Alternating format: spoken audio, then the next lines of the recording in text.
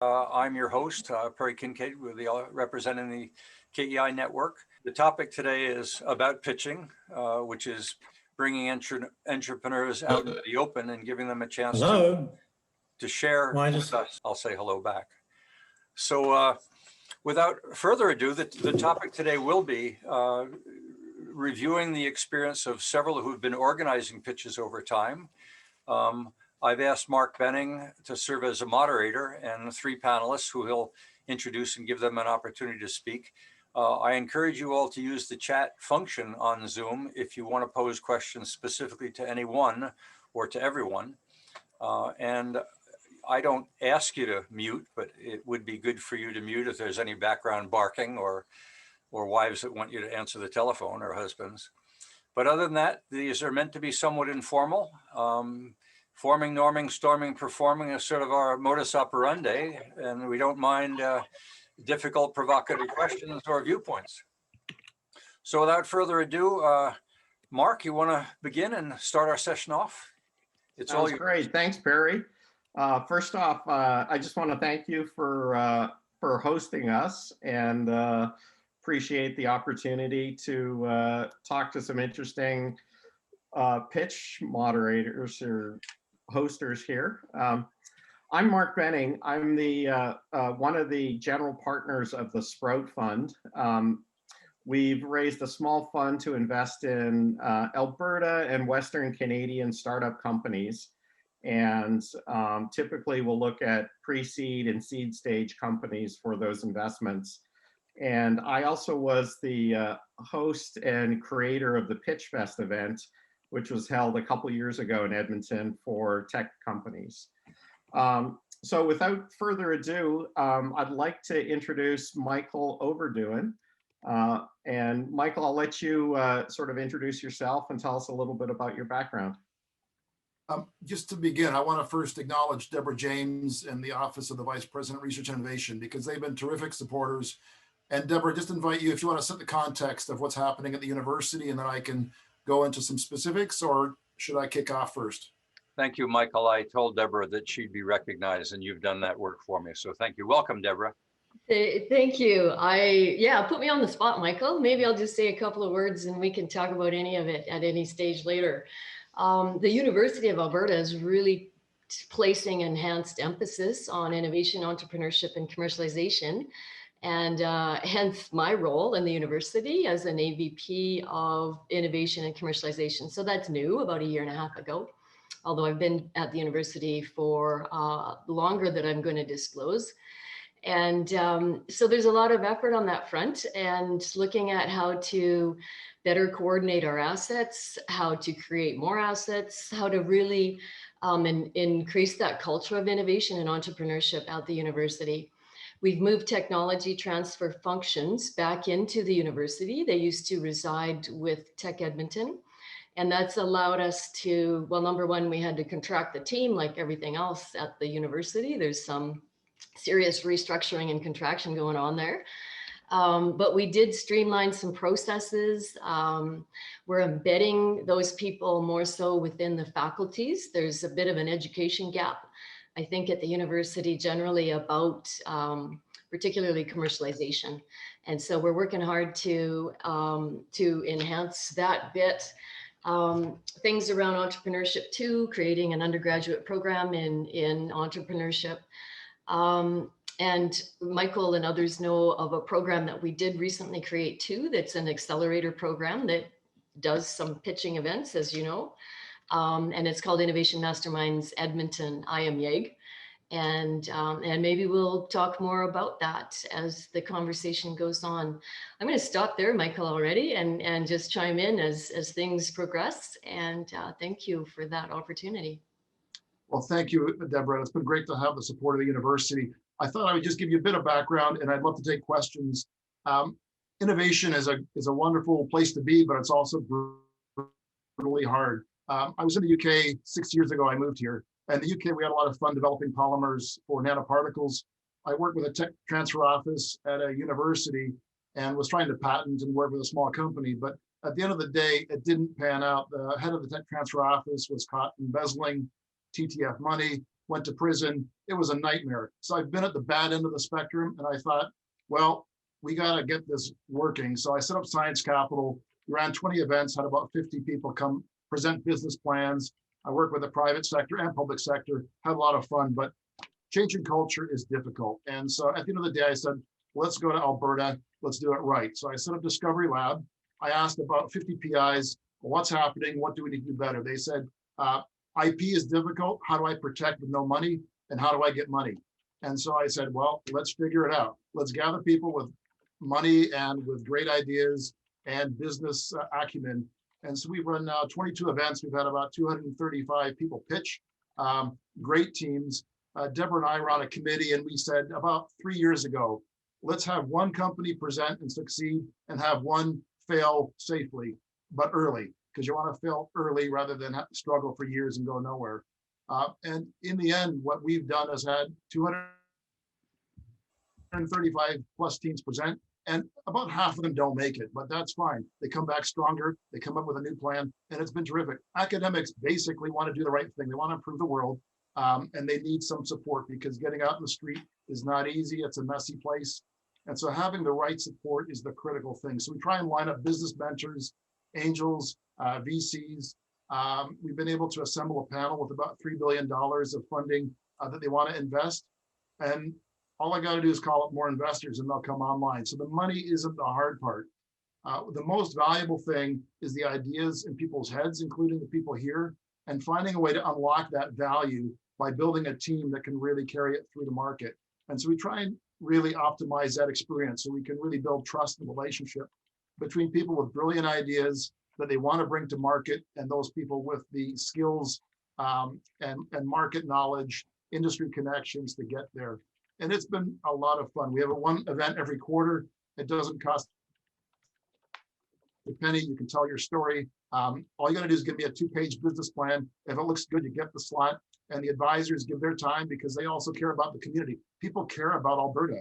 And so if we can work together just to get 1 or 2 advisors helping 1 or 2 teams every event, and then we multiply that by 100, pretty soon we've got a great community. So we now have about 230 alumni, and they're all, I think, enjoying finding ways to innovate in their own way. We don't have a structured program. We've unstructured as much as possible because I do this in my spare time.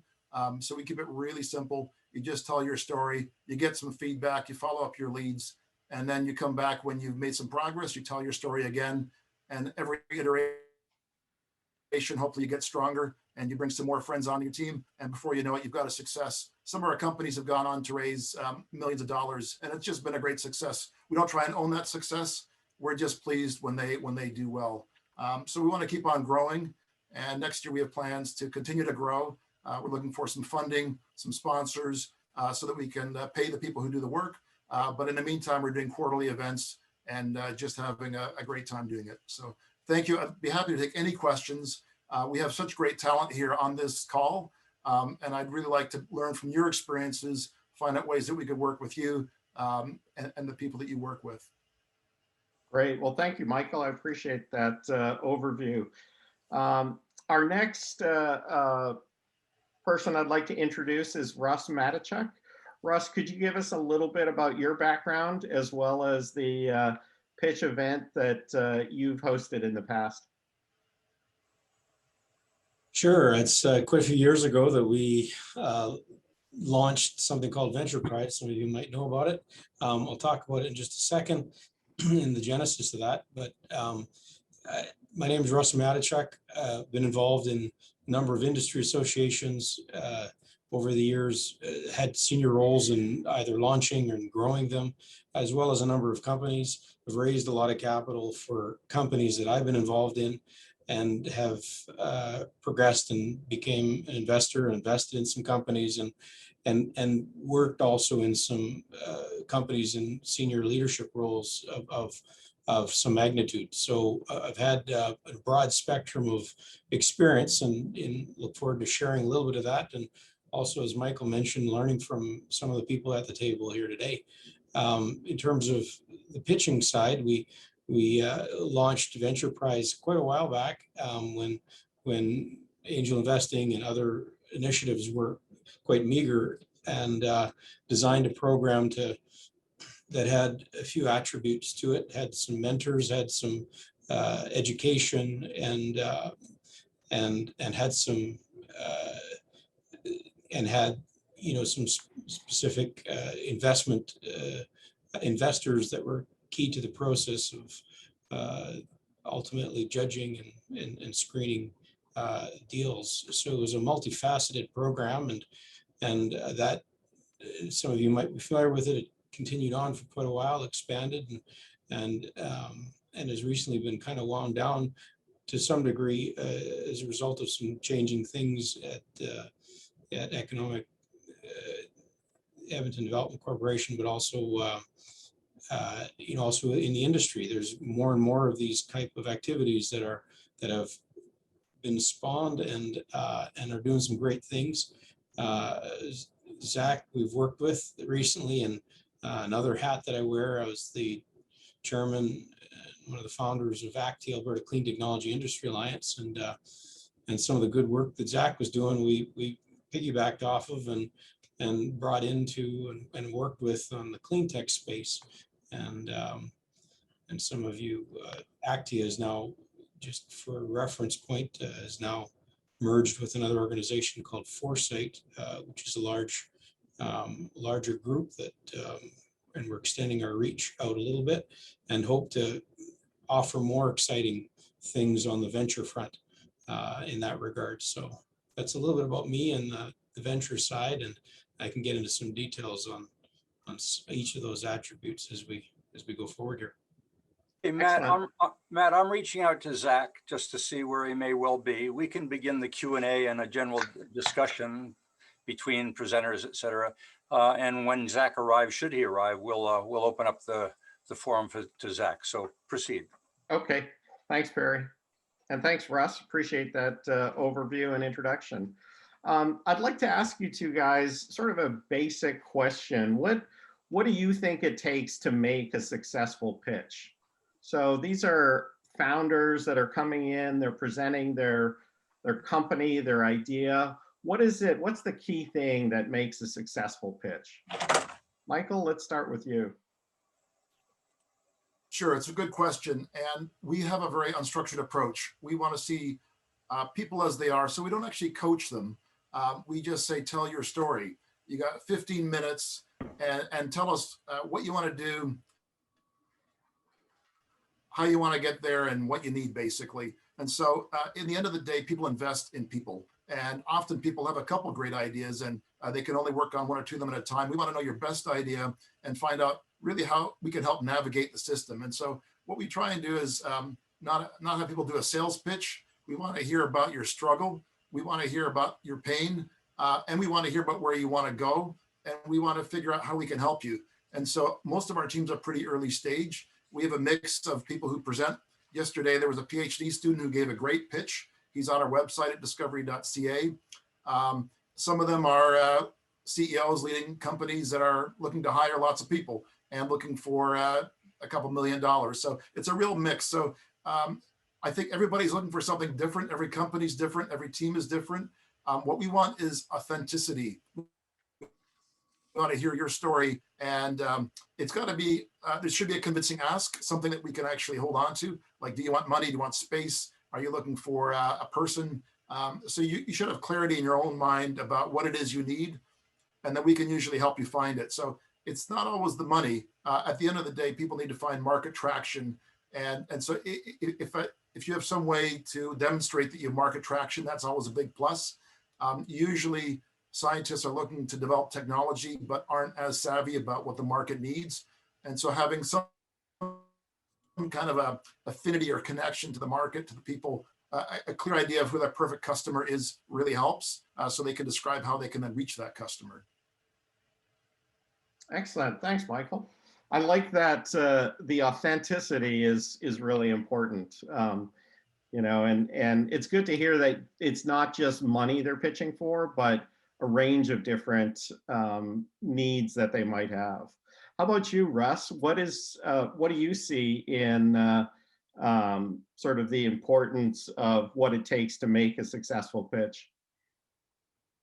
Well, I'll come at it from a couple of different angles. One is the what people are thinking, and the other thing is what people are hearing. I'd say that often entrepreneurs come at it from 95% is what I say, and 5% is how I say it. And the reality is that that just isn't true. I'd say that it's more 50-50, what you say and how you say it. How you say it can have a material impact on whether or not people actually listen. You have to think about presentation decay as well. I think what happens is people think that I've got 10 slides and I've got to just get through them all, and the right points will resonate, and in the end, they'll remember the important ones. The reality is that an hour after, 50% of what you said is completely lost. 20% probably in a day is gone, and arguably in a week, there may be 10 points or one thing that people will remember. And so you got to really focus on, what's the big point that you want to get across? What's the second point and what's the third point? And everything else ultimately gets lost in a sea of information. Think really hard about the important messages. I think you can also get hung up in overthinking having the right slides. At the end of the day, there are three real important things that an investor needs to know. They need to know that you're going to have rapid and sustainable growth. They need to know that you're going to ultimately get to a significant size and be able to scale, and that you're going to have disproportionate profitability. They need to feel as if they're going to have a return for their investor. And I think some of those things get lost sometimes. So that some of the highlights, I'd say. Right. How about on the flip side? What's the biggest fail you've seen, or the biggest mistake some founders have made in trying to pitch their idea? Russ, how about we start with you this time? Sure. I'd say that there's, some of you have heard different versions of this, but I'd say that there's probably a number of lies that entrepreneurs tell, if you will, or tell to themselves, and ultimately that translates into into their presentation. And I'll run through a few of them. I'd say the first one is that our projections are conservative. People, let me just run through them. Some of them are self-explanatory in terms of what I think are material. The next one is our target market is $1 bazillion.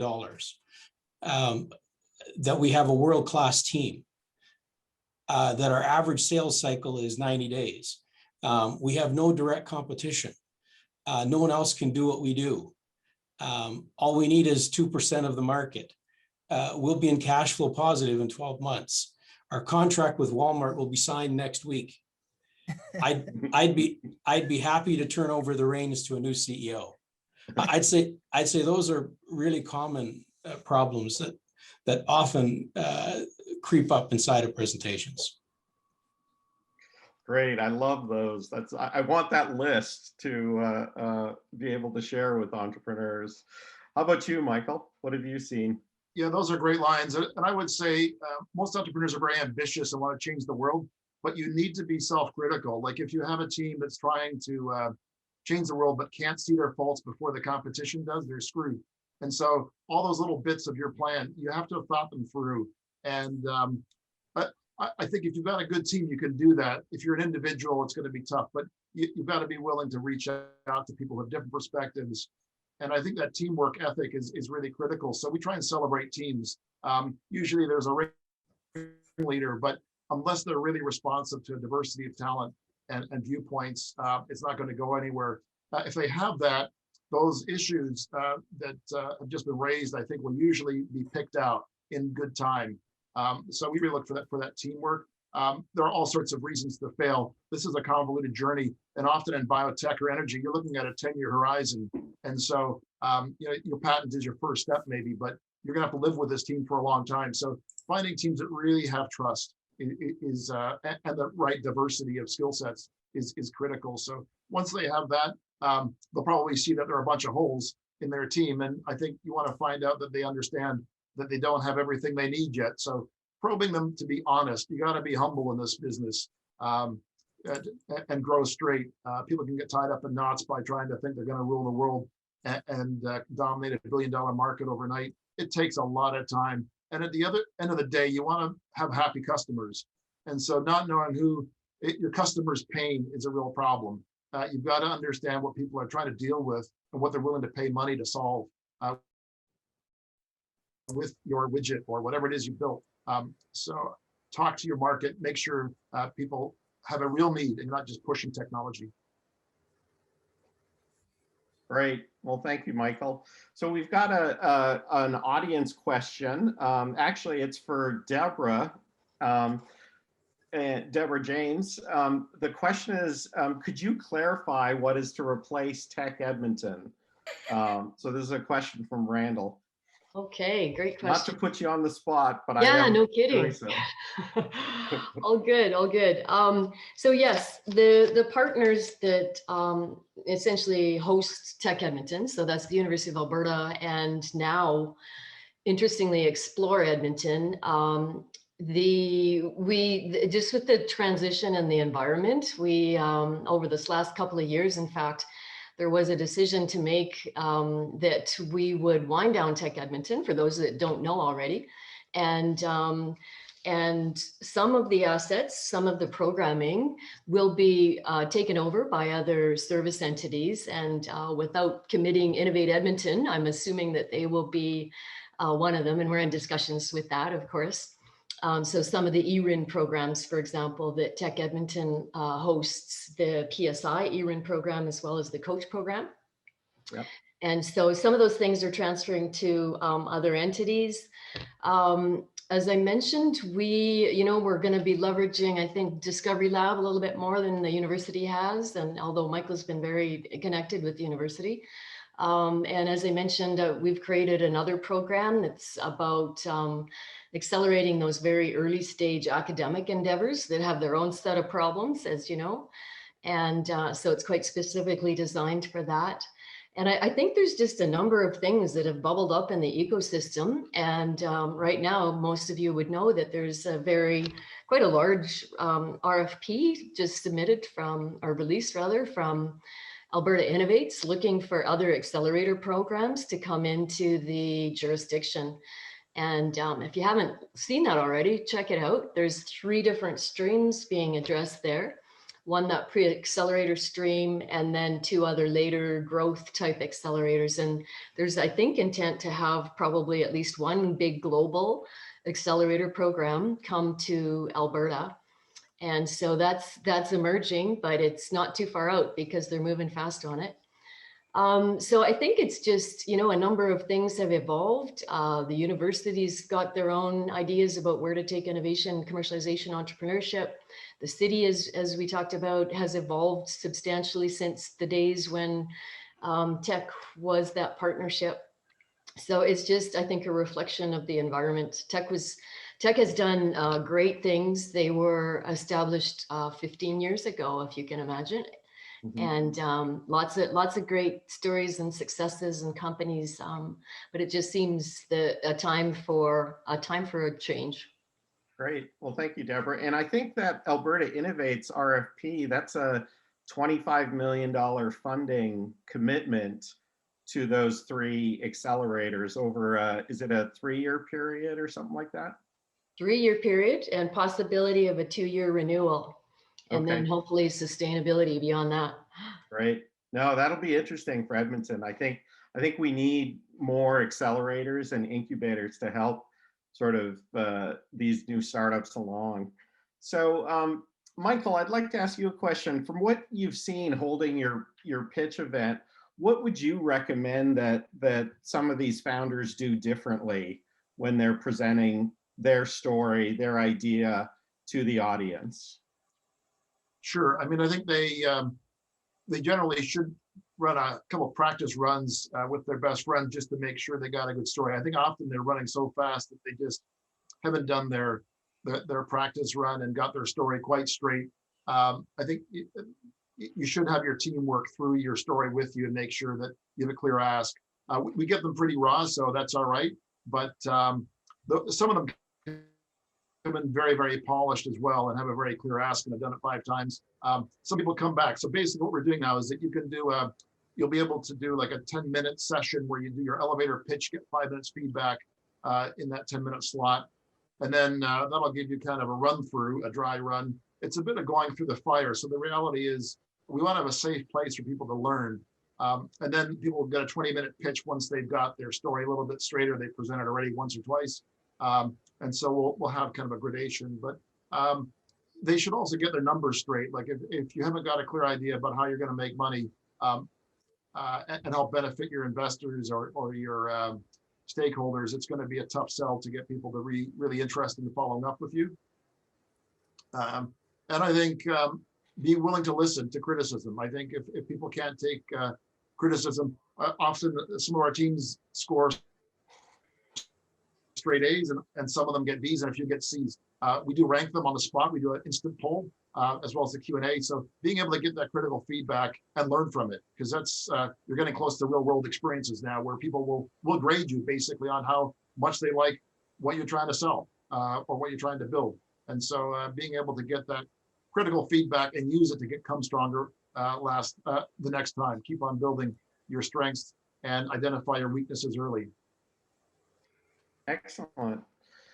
Before we go to you, Russ, I just got noticed that Zach has joined us. So Zach, could you maybe introduce yourself, give us a little bit about your background, as well as describe your startup TNT pitch event for the audience? Yeah, thanks, Mark. Happy to be here. Sorry I'm late. Perry, thanks so much for the invitation. I love hosting pitch events. I am the founder of Startup TNT. My background actually is in chemical engineering. I have a PhD from McGill, and I moved out to Alberta to do research at the U of A in chemical engineering. Really wanted to focus on building great companies rather than just building my own research group. And so did an MBA and have been sort of working in the startup community for the last 5 or so years. And 2 years ago, launched what started off as just a happy hour called Startup TNT, actually at Polar Park. I'm wearing their hats. That's where we used to meet. TNT stands for Thursday Night Tradition. Some of you have, I think, joined us there. But at the same time we launched it, which was almost 2 years ago now, I'd heard about this concept of an angel summit, which I think was first launched in Seattle. And the goal of the happy hour was really about bringing entrepreneurs together in a casual way, just have fun, make friends, build companies, just a place that people can always go to hang out and mess around. And the Angel Summit concept is something that seemed like would pair perfectly with a happy hour. The Angel Summit is basically a training system and a fundraising mechanism for local investors and entrepreneurs. So investors get together, they pool their money, they put $5,000 into a holdco. They all work together as a team to conduct due diligence on a company that applies.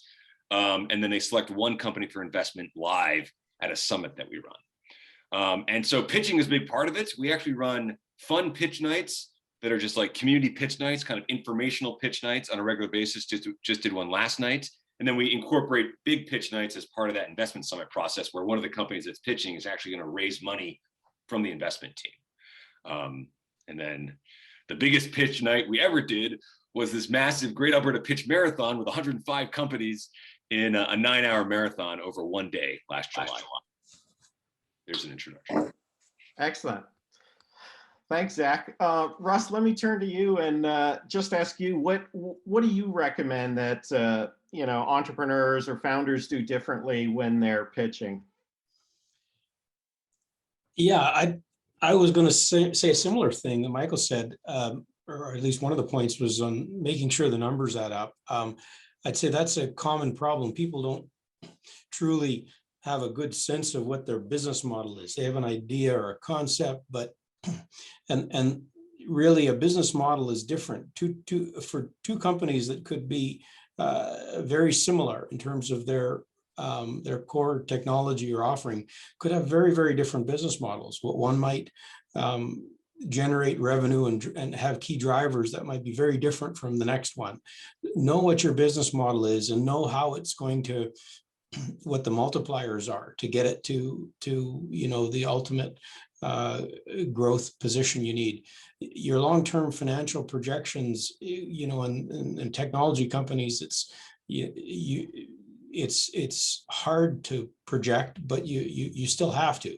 It to some degree, it shows that you have the ability to think through some of these issues more than the due diligence isn't going to be assessing on how accurate all the pieces are, but that you've thought through some interesting business models. Your near-term operating plan, I think, has to hang together well. Your capital requirements have to be clear and reasonable. Your capitalization structure over multiple rounds has to be well thought out, and some of the levers in your profitability and your key metrics, I think, have to be known and articulated properly. And I'd say that you also have to grab people by the throat and keep them there right through your whole presentation. Some people figure that they can build up to some big crescendo at the end. Well, investors will go to sleep and you'll never get them back. You gotta grab them by the throat, and you gotta keep them there for your entire presentation. So another way, some people call it bait the hook. Get some strong measure of viability and interest early on, and keep people there. I'd say those are some of the material ones. There's certainly a bunch of others, but I'd say those are certainly some key ones. Great. Well, thanks, Russ. How about you, Zach? What would you recommend? You've done a number of pitch events now. What would you recommend that founders or entrepreneurs do differently? Well, I've heard some great points from both Michael and Russ. And I want to emphasize the preparation point that Michael made, which is preparing, practicing, and really nailing it, because the pitch is really about telling a story and trying to get someone's attention for a short period of time so you can stand out from the crowd and you just get a follow-up meeting. So really like acing that story and trying to connect with your audience, which is very hard in the virtual setting. But, I think there's a lot of information that can come across, and people are only going to remember one or two key points that you're hitting home. And they're going to remember, I think they're going to connect more with feelings that they have during your pitch. So if they're falling asleep, like Russ said, they're not going to remember anything. If it's a really intense pitch and they're like, wow, that was really crazy, they're going to remember that. Can you make it memorable for them, connect with them in some way? Try and be creative to make a memorable impression on people. Okay. And this is sort of an earlier question. What's the biggest fail you've seen in what founders have done wrong in their pitch? Okay. Well, the biggest without mentioning names. Well, actually, the biggest fail I remember at pitch event, didn't actually happen at my event, was where the person literally could not remember anything they were going to say, and they literally just froze on stage for a full minute. Like a PhD candidacy exam. Well, it wasn't a candidacy exam, but it was that type of situation. It was very awkward for everybody. That was probably the biggest fail I've ever witnessed. And then I think, I've seen a few pitches that really don't resonate because there's no enthusiasm, there's no energy, and the person just feels almost like lost on stage. So without naming any names, I've seen a couple of pitches that, just like everyone's just feeling almost like cringing. Like, can this person, I wish this person would stop. And then they always end up going longer than the time allows, and you have to make them stop anyways. And so there's a big fail. Yeah. Great. Well, I'd like to shift the discussion a little bit beyond pitching and maybe talk a little bit about Alberta itself and the environment here for entrepreneurs, investors, and I'd like to get your thoughts on our province's ability to encourage startups to do three things: to start here, to grow here, and then, if successful, to stay here. And Michael, let's start with you on this one. Sure. I mean, when I came here, I thought, wow, what a great university, a great place to live. I was in the UK where the weather was variations on 13. It was always gray and cloudy. And here you got blue skies and people think big, mountains to climb, and you want to get things done. So it has the right culture, and you just cannot buy that. You can't just make it. It's either here or it's not. So I think you've got really a great environment. People complain about money, but at the end of the day, and people are risk averse, but there is a ton of money out there in Alberta and in Canada, and money is not the limitation. What we want to do is build trust.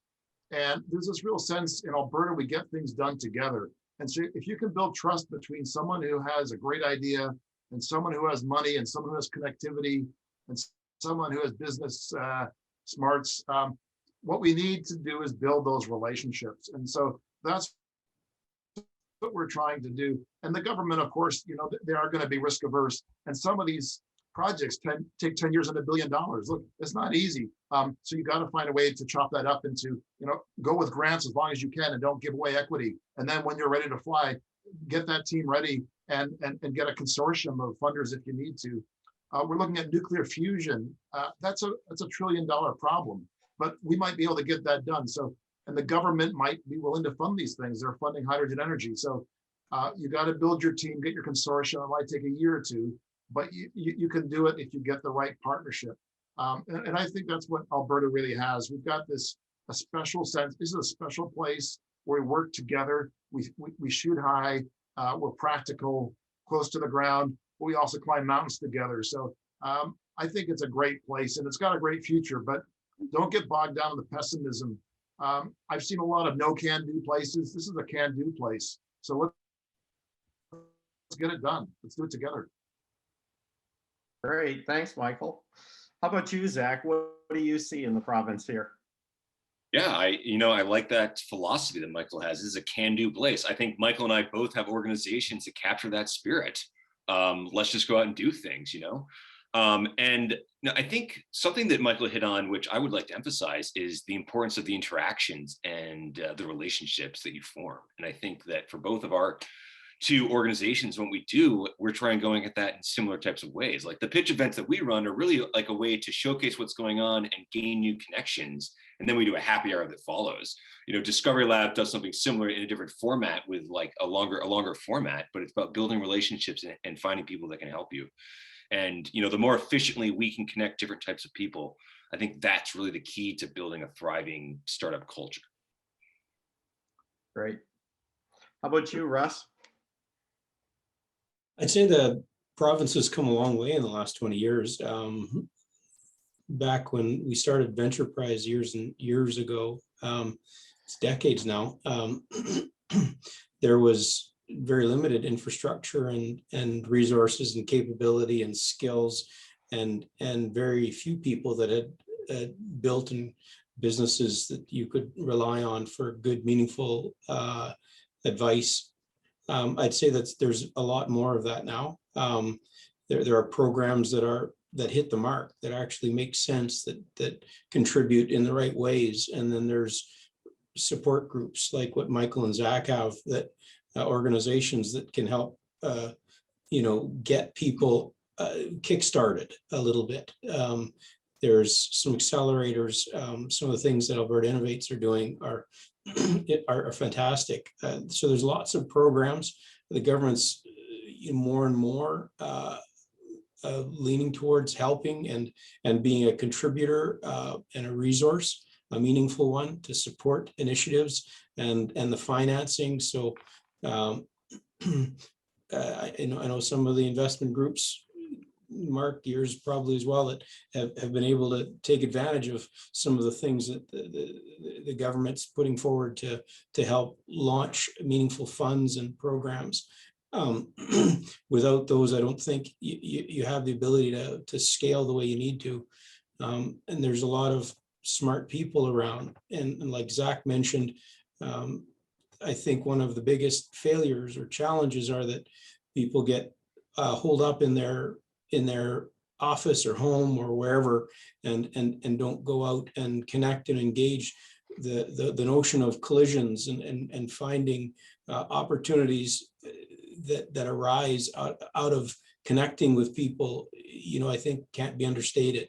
There's value in that, and you can't afford to spend all your time doing it, but you need to allocate a certain amount of time to that exercise. I see so many opportunities that I get involved with in some way or another, and there's a couple of really substantial gaps that come up after a really quick perusal that they would have addressed had they interacted with guys like Michael or Zach or others, or the team that they're associated with, that they would have probably gotten rid of those and not wasted a whole bunch of time. Great, thanks. I think Perry wants to make an observation here. Perry? I think it's a good point to summarize a couple of observations that I'd like to share with all of you. And that was, I'll go back to the late 1990s when I got wind of the fact that the province was committed, it seemed to be formally committed to diversification, and to recognize that the Alberta Research Council was one of those instruments that might help in the process, and that universities in Calgary and Edmonton had great research centers, and we had great human resource capital. And I was engaged as a consultant from KPMG to work with the industry liaison office at the U of A. And what did not impress me was there was only one strategy, and that was to get money from government. And the point that I made was, if you're going to make headway, you got to build a relationship. And it isn't a relationship just with government, it's a relationship with community. And what I'm hearing Deborah echo, and what I think Tech Edmonton made considerable progress on, was building relationships throughout the community. If you think about a network as a web of interconnected people who all have something to say about some topic that they're all interested in, that's the building of a network. But in the late 1900s, and when Russ was just showing up, nobody even knew what a freaking angel was. I mean, we have come a long way in 20 years. And that may sound like a long while to a lot of people. I get goosepimples thinking about it. But we did not have the networks that we have today. We didn't have the vocabulary we have today. We didn't have the appreciation that it wasn't just money.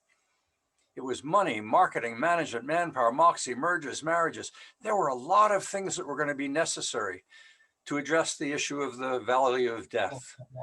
The fact that most commercialization died in the laboratory. That academics needed to appreciate that it was relationships, even more than product, that was ultimately going to make a company successful. So when I see what Zach has done, and I saw the passion that Russ has never given up on in 20 years, and I see the arrival of people like Deborah, and the number of people that we can bring to a session like this, I'm reminded of one very particular moment in my life where I was at the Glenora, and I had been bringing academics from the University of Alberta, typically students, to the podium to present at a dinner their business ideas and to coach them about one thing: do not ask for money. Someone in this room will have something that you don't even know yet you need, and give them an opportunity to meet you. And Wayne Karpoff came to me one day and said, "You've been doing this for a couple of years and you're bringing in 100 people. What are you doing?" And it was a pointed question. It was quite personal. I was a little bit taken aback at what am I doing? I'm at the podium doing what I like to do, introducing people, being a bit of a ham, and having a reasonably good time and a nice dinner. And then I thought about it.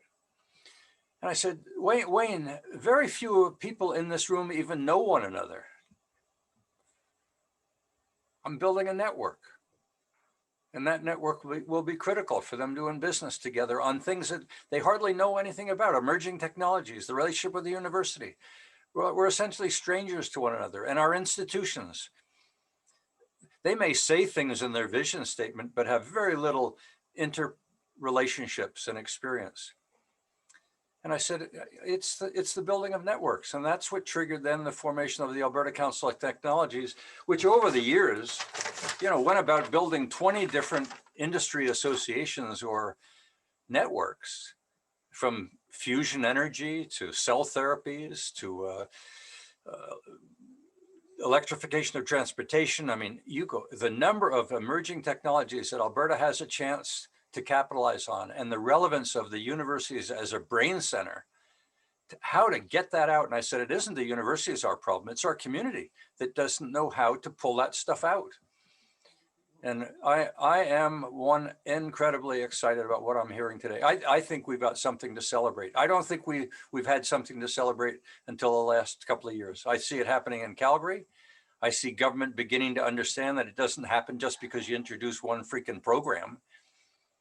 this takes time because the building of relationships and trust is fundamental and takes time to build. So that's my little pitch in the beginning. It could have been a pitch at the wrap up, but I just felt compelled to share it now and see people like Deborah here today and Russ that you showed up, and Zach as a young guy who is doing it, everything. I mean, it's amazing to see you guys.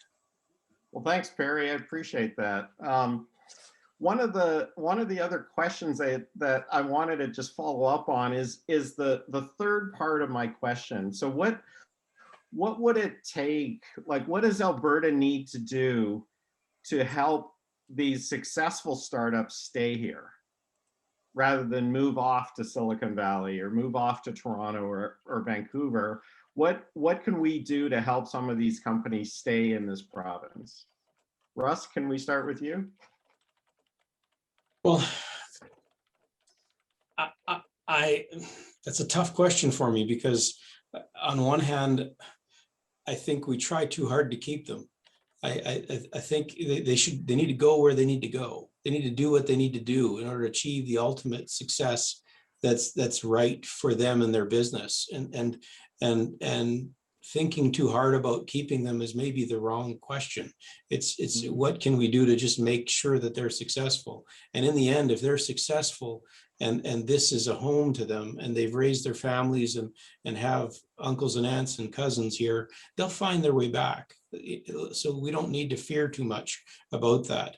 However, ultimately to grow the industry, you have to have a series of meaningful things, one of which is you have to plug in good mentors, advisors, and managers into a program. You got to be able to bring skills at a high enough level, and if you don't have them, that's one of the things that they're going to have to go out and get.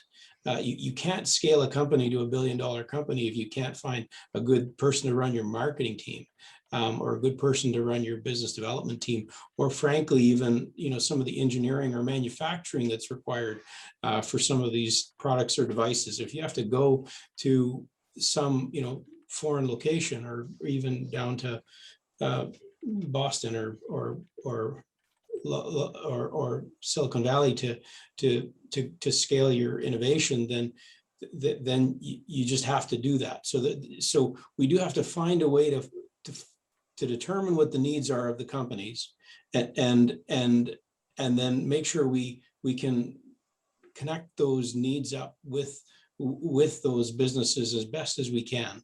And the only way we do that is there's a little bit of research and effort that has to go in, and you need forums and processes like this to pull it out of the companies where their problems are, and then to gather them up in an intelligent way and make sure you deliver them to those companies.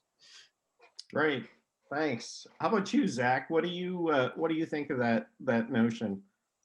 You know what? I think Russ is hitting on a lot of the points.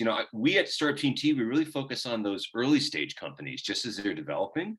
So I think the question is, how do we get companies to stay here? And I think it's like, if we look at the continuum of the companies, starting from when they're first incorporating and raising, or when they're first doing their first round, maybe I'll say, when they're first raising money, to maybe when they're like a little bit larger now and scaling.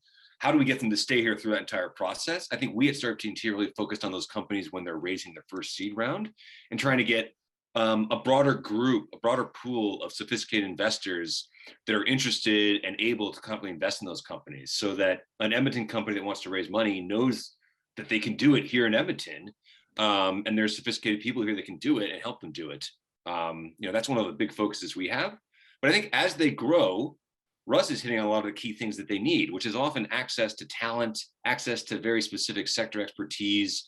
And I think that, we need to either, increase our competencies as a community and some of these skills that these companies as they grow need.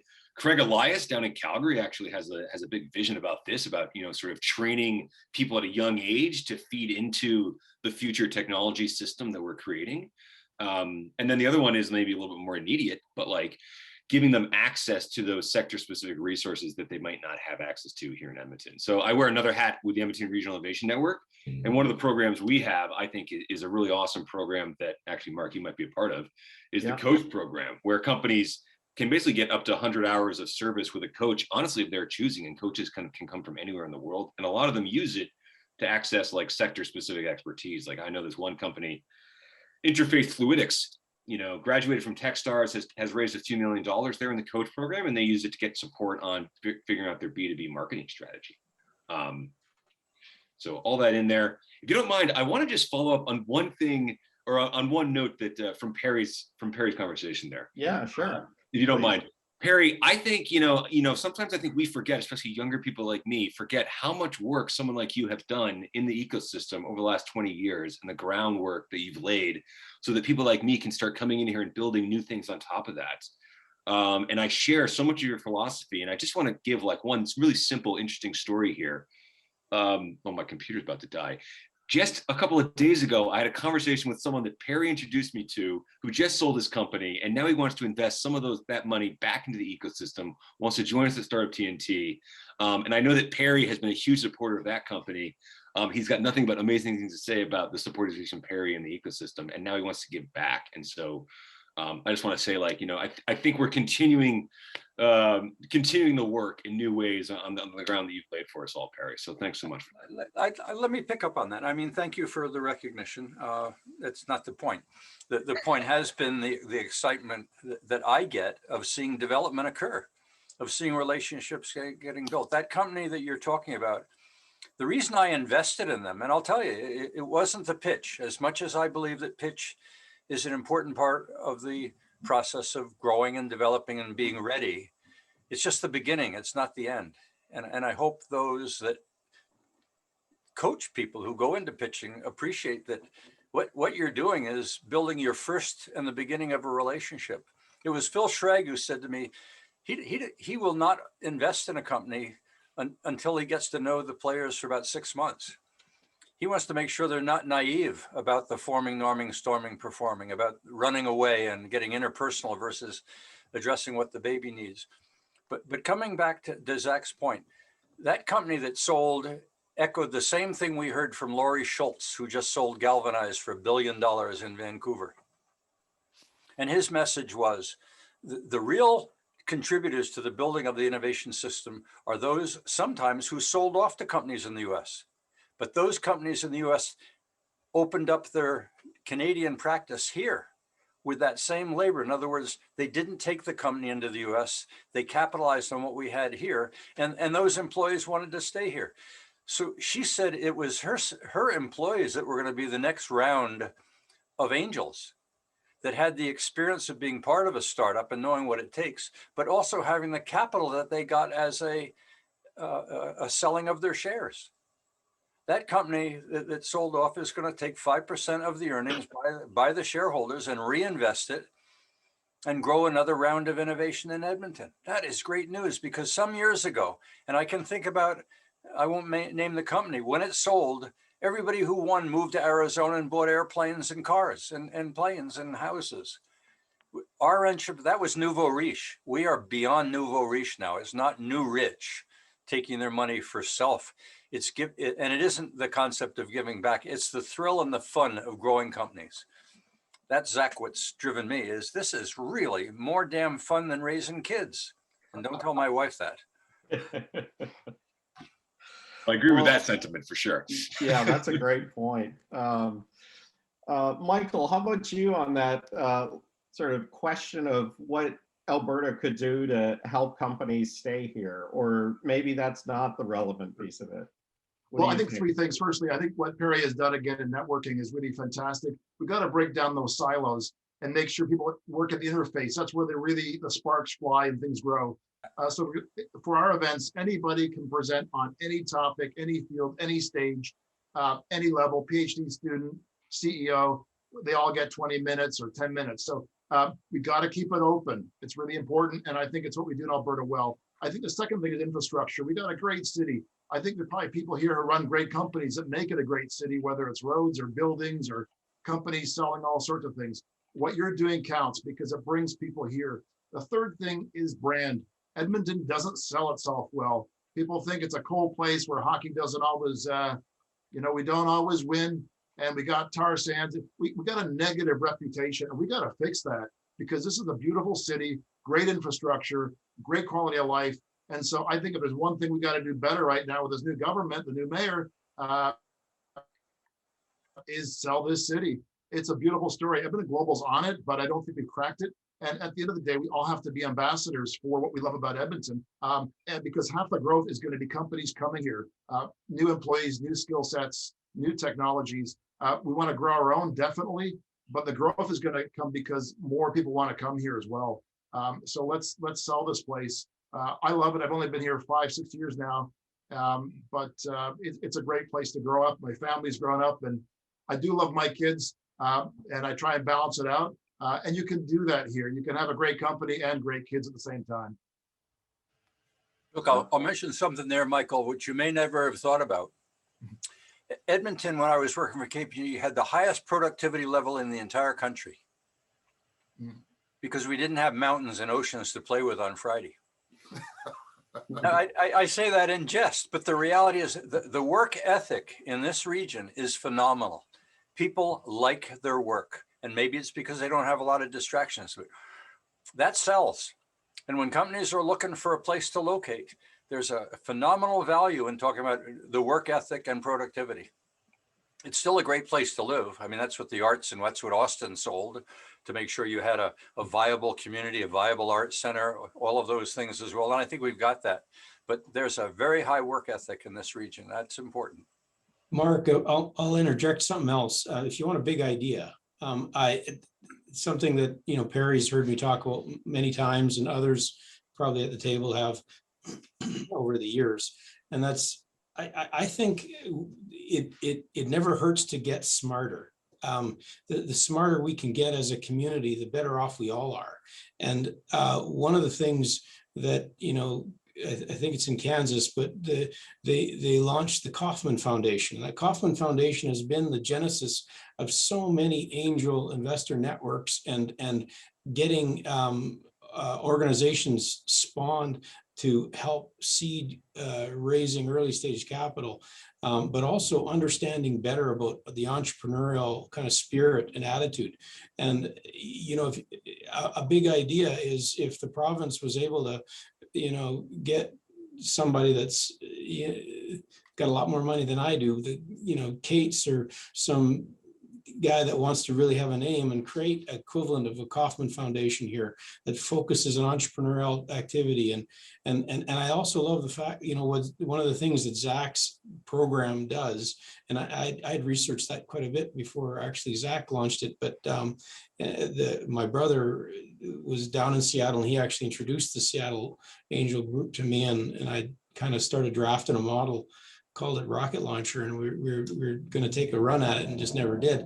But anyhow, the concept is educating people that otherwise wouldn't invest in this community on how to manage, putting money into a deal and participating in it in a meaningful way, and ultimately carrying it through to a full return. But a small enough amount of money, like $5,000, is money that you're not really risking your retirement on, and so you're playing with it. And if you have another 100,000 or two, or that you want to stick in, well, you can always throw that in once you learn how to do a good job with the 5,000. And so the education of investors is as much an important task as educating the entrepreneurs. So getting smarter, I think, is a big idea. How do we get smarter in terms of raising the bar in the whole ecosystem? Well, that's a great point, Russ. I'd like to almost expand on that a little bit and ask you guys, what do you think is missing from the Alberta entrepreneurial innovation ecosystem that we need to work on? Because is it capital? Is it, experienced mentors? Is it government support? Is it just more people? What do you all think is missing? And Zach, I'll start with you on this one. Well, interesting. I wonder if Michael's going to give a similar answer to me, which is I've launched an organization addressing what I think is missing in the ecosystem, which is what Russ just said, and that's educating high net worth individuals that could be part of the angel investment community and giving them, the confidence and the tools that they need to start investing, and then also doing it, to use Perry's words, so it's more fun than anything they've ever done in their life. They want to keep doing it. So through Startup TNT, we've now raised over $2 million from 100+ investors, including a clean tech summit that we put on in partnership with Actia, where Russ has been, helped launch many years ago. So I think, to me, that's like one of the big challenges I see for a place like Alberta, where there is a lot of wealth here. Undoubtedly, I think there's, per capita more, or the most wealth here than any other province. But a lot of it doesn't have the kind of experience investing in, tech startups or fast growth startups that other ecosystems have. And so, to the point of getting smarter, that's where I think we need to get more sophistication around, what are good practices around angel investing? How does it actually work? And then building relationships with people that can do it together and go in on the great deals that are all going through discovery labs, because eventually they're going to need to raise money. We want to know about them. That's a great point, Zach. I mean, if we could cultivate a interest of Albertans in the future of Alberta. I mean, government today serves as the intermediary between the taxpayer. If we could get directly to the citizens of this province about the relevance that they could play in helping develop our future for their kids, boy, that would be one hell of a bridge, because then we don't have to go through the government as an intermediary, and we can get them directly involved. Well, Perry, I'm going to come back to you on that, because I'm going to need your network and your help to launch that exact thing. In other words, you want my money. Well, your network and their money.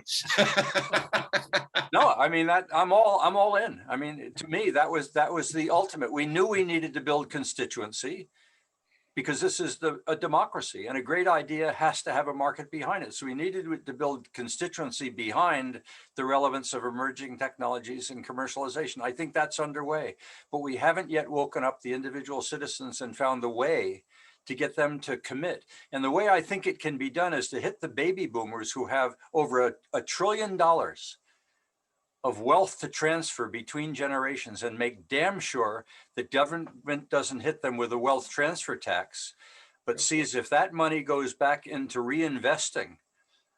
That's the tax advantage. And I think that's the way to get the citizens and the baby boomers to show the model, because there's $1 trillion out there.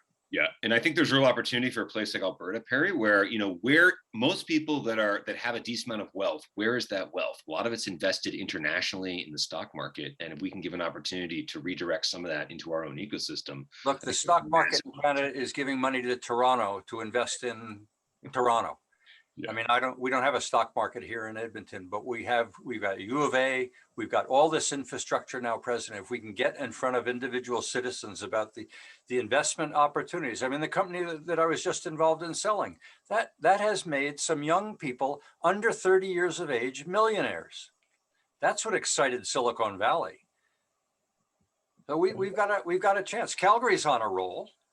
A little more difficult than Edmonton, because it has such a strong public sector, which is very much about administration and not quite entrepreneurial. So I think the biggest challenges are ours here in Edmonton, but that doesn't mean they aren't worth addressing. Michael, how about you? What do you see missing in the ecosystem? Well, I think the key thing is someone who's been there, done that. You need these kind of people. And if you walk down the street in the Bay Area, you'll run into them on the street. You go to a party, you'll drink with a dozen of them in one night. It's hard to do here. So, but on the other hand, we have within this community, by and large, what we need, whether it's space, someone who's a contact in California or Boston, or I think at the end of the day, we can do it. It's a big enough place that we can get rolling. And the rest of the talent we can bring in. The reality is these companies are global by and large. Even if they're selling something small, they're thinking globally. And so pretty soon you got to bring the world here one way or another. You're not going to get all your talent here. So, but I think having those events where you can bring people in and build trust, the expertise in this room, for example, I'm sure there's people here who have built companies, been there, done that. We need you at Discovery Lab. We need your skills. We need you to build a relationship with a student that's trying to start out a company and just has needs a bit of guidance to get around some corner.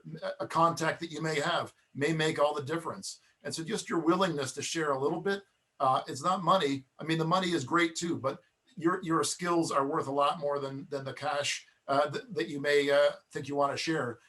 And so if you're willing to spend a bit of time with a student, a postdoc, or a professor who just doesn't understand your sector, but needs to reach their market, we'd love to have you come to the events. So I think it's really about those people who have diverse skill sets that want to come together and building that trust, that team early on, so people don't make the wrong mistakes early on, but can really connect well. And you know, companies grow through stages, but at that early stage, a couple good advisors that can help you get around those corners and find the straight and narrow where you can grow, that's critical. Yeah, thanks. Russ, how about you? What's your take? Is it really capital that you think is missing in Alberta here? You know, I'd say capital is always an issue. Can you hear me okay? Yeah. I'd say capital is always an issue of some sort, but to one degree or another. But I'd say the one that hasn't been touched on is access to the customers. One of the problems are we're so geographically kind of separated from the big markets.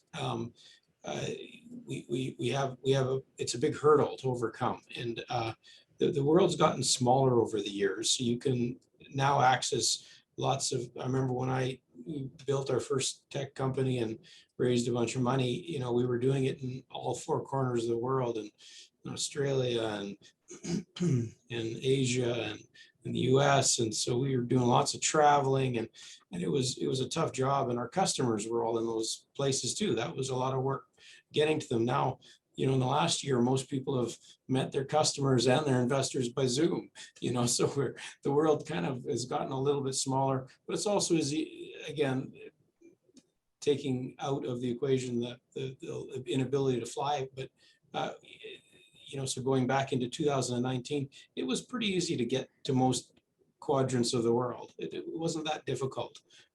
You know, years ago, it was much more difficult. So it's gotten easier, but I think if we in Alberta can find ways to engage or connect with people that are even closer, so you can actually drive or walk. If the bigger businesses had more of an open door, and we're inviting for innovators to pitch and present. And we've done a little bit of that with Actia. One of the things we tried to do before we brought Zach in to do, you know, the summit, we cut our teeth on really matchmaking events is what we called it. And we were bringing corporate investors into the room because they're a form of investor. There's only two ways you get money. It's either from an investment or from a sale. And so if you can somehow get into if you can get into a customer early enough and start paving a path to success there, that replaces the need for capital and potentially also increases your valuation. So when you do get capital, you can get it at better terms. So getting access to those customers, and there's ways you can do that. We've got some, we're talking about investor forums with the two, Zach and Michael at the table, but getting companies to come in and participate in these hackathons or strategic kind of relationship building events, I think is an activity that's still underdeveloped in the province. Great. Well, thanks, Russ. I'd like to ask sort of a bit of an off-topic question, but some of the stuff that you guys have been saying triggered it for me. What do you see happening with this whole notion of being able to communicate now online with each other, Zoom calls? Do you see this going away once COVID, the risk of getting COVID is lessened, everybody's gotten vaccinated? Are we going to go back to where it was a year and a half, 2 years ago, or is this here to stay? Michael, what do you think? Well, I mean, pandemics are going to be back. This is not the last pandemic, I can tell you. So we got to get used to this. And it's going to be a long haul. So on the other hand, I can have a conversation that feels kind of face to face with 40 people that I don't know, and it feels, genuine. I can understand where you're coming from. You can ask me a question, and I really value that. I've never had that. I'm actually pretty introverted.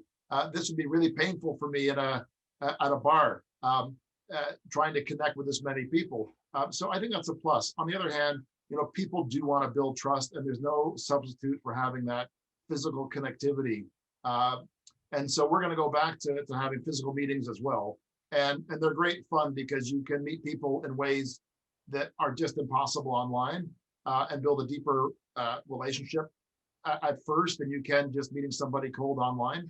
I'm sure there's a lot of great stories here. And if I met some of you in the corridor, we could have a chat about, what's creating opportunities for you, or what's creating difficulties for your plans, and we could just have a private conversation. To do that right now is going to be a little tricky. So those side conversations are critical. So we want to go back to having a mix of both. And I think that hybrid online, offline experience is going to be interesting. We have to really optimize that. But I think this is actually a big improvement, this ability to connect with a lot of people, a lot of potential customers. At the end of the day, each company that I've built, we did it one customer at a time. And you can do that much easier now if you're online, and if your technology works that way.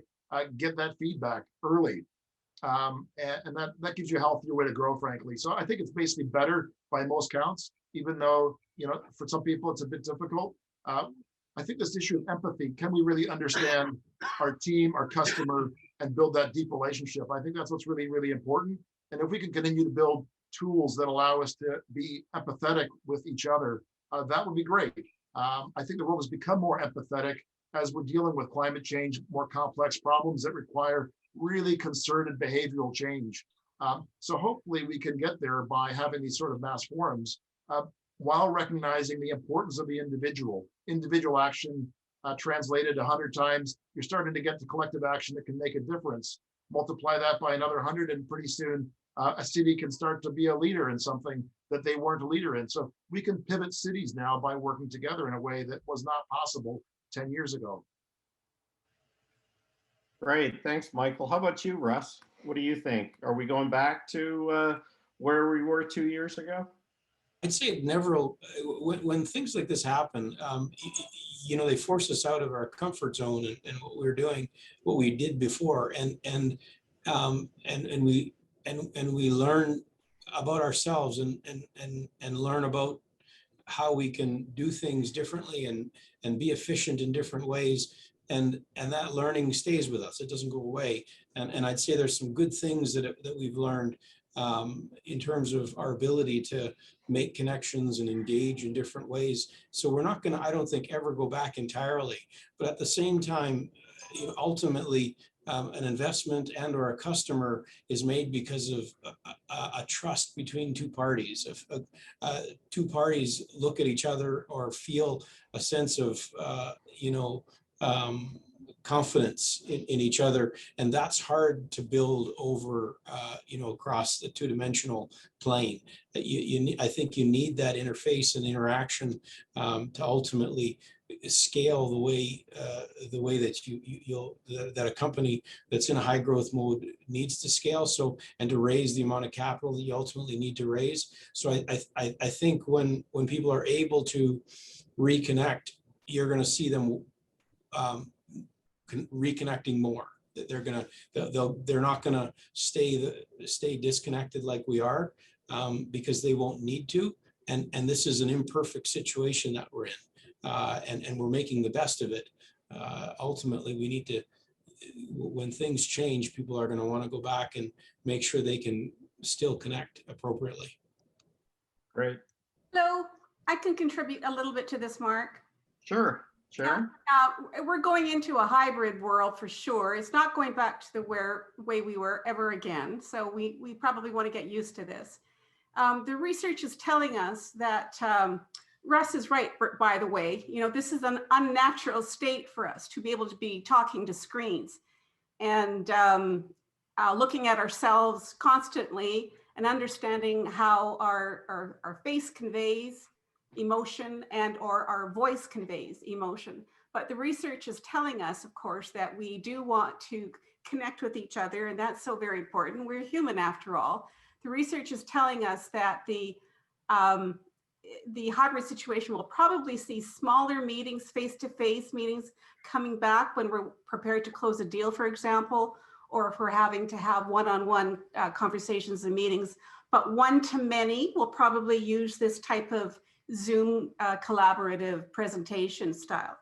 The challenge is that we need to upskill everybody in this new environment so that they are comfortable speaking to screens and learning how to speak to screens and how to use their voice and their body movements and body presentation for screens. So that's what I would want to say about your question to hybrid.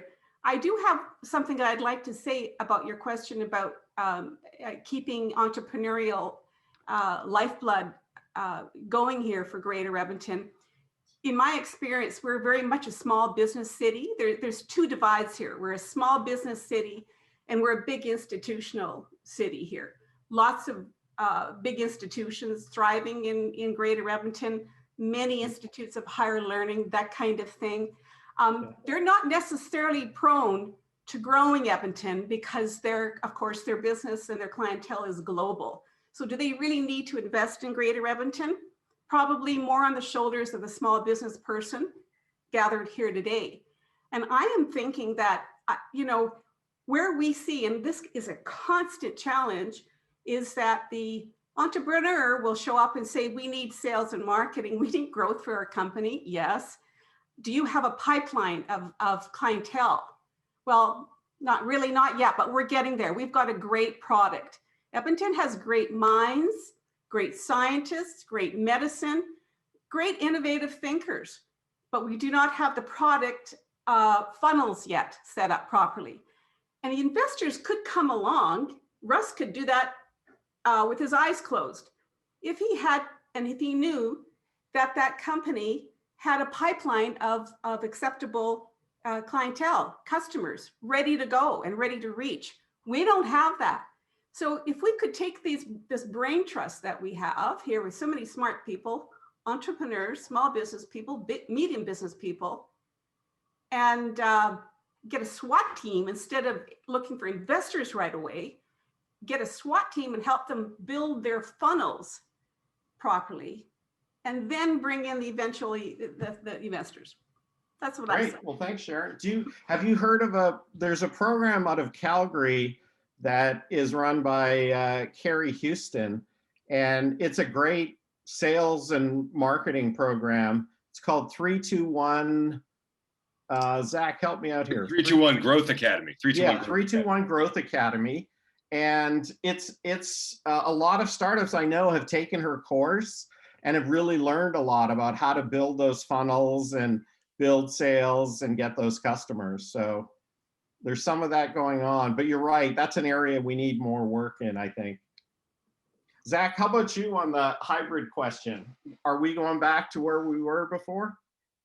Yeah, I'm hesitant to predict the future, but my guess is that the online, we're going to get more used to doing things online, and it's going to play a role in our future. But I don't know. Personally, I can just speak for myself. Online works in some situations, but I do kind of miss being at the office at least a couple of days a week. So I could see myself working one or 2 days a week from home.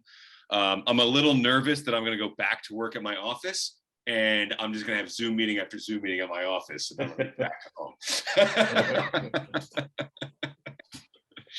Yeah. Oh, that's great. Perry, how are we doing on time? Are you, what's our schedule look like? You're on mute, Perry. Well, that was my best presentation of the whole day. I mean, you missed it. Now we're beginning to get into a wrap up. So let me make some additional observation, maybe capitalizing on something Sharon just said, and share with you a little bit of where we're going as a body here. Whether or not I can use we or not is up to you. We have a survey in the market, which, as many of you know, we do every 6 months, and we've been doing since 2015. And I've been fortunate that Ripon, an organization out of Toronto, has contacted me last year or last fall and asked if I had any data that might be useful for computing science programs that the students could use in projects. And I said, yeah, we've got a pretty good database of over 20,000, and we've got 5 years or 10 surveys worth of data that they could milk through. If they want to apply machine learning and AI to it, I'd be thrilled to see what they can find. And Lakeland, Lethbridge, York University, Langara jumped in. So I've had 10 teams of students looking at our data and what we've learned over the years. And they found some interesting things, but it's been fun mentoring young people, but also acquainting them with some of the needs of Alberta to diversify its economy and the need for youth to get engaged. So the project itself has had a dual benefit: one, acquainting Albertans with what that data looked like.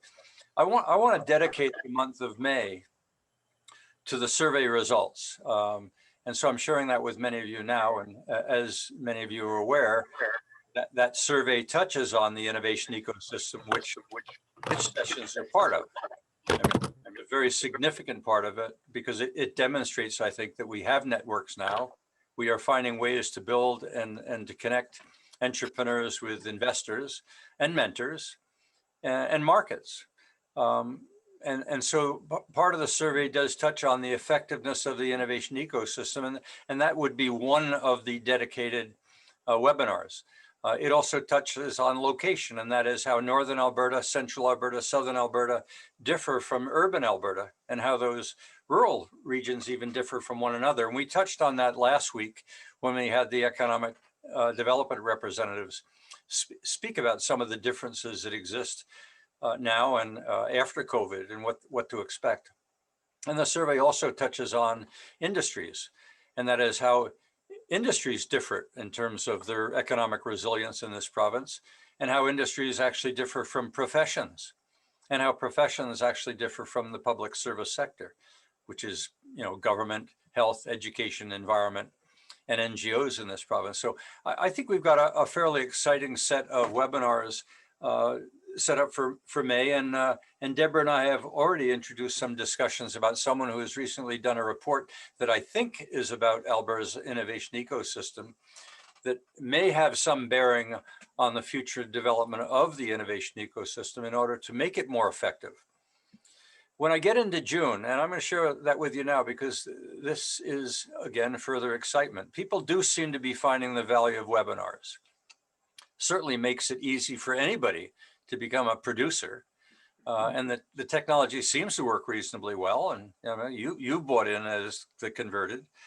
I've been approached to put a webinar together on purchasing and procurement, because there seems to be some frustration out there that major economic opportunities here in Alberta are going to US companies, when there are plenty of companies here in Alberta during COVID or after COVID that could be the contributors to making those products and services a success, but don't feel that they're getting an opportunity. A second webinar, and this one seems to be coming together very nicely, is about the film industry, which we're hearing a lot about in Calgary, and we're hearing a lot of whining about in Edmonton. And I had an hour-and-a-half meeting this morning from a number of visionaries and leaders that are very passionate about doing something here in Edmonton to begin to build constituency and belief and understanding.